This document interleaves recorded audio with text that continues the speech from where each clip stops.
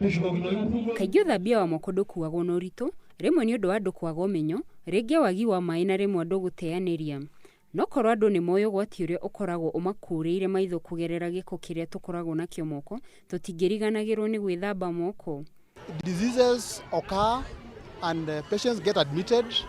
They spend out of pocket to get treatment.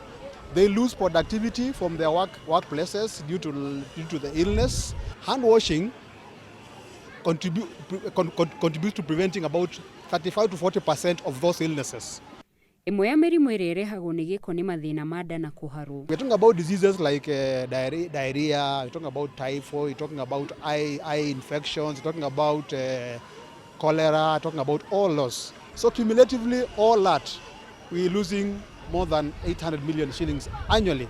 Mamwe ma mathĩna ma maitho maumanaga na gĩko kĩa moko rĩrĩa andũ marigitha maitho na twara tũrĩ na gĩko. We have an outbreak of cholera in this sub-county in a ward called Mosiro, and you've so far have got seven cases of cholera, and we managed to control with support from the government, the county government and partners, and so far we have not had any mortality, any death, and we appreciate all actors who have made that possible.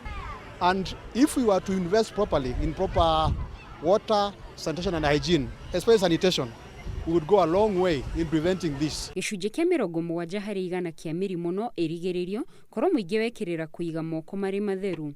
Handũ-inĩ ha Inooro TV, njĩtagwo Gladys Wanjohi.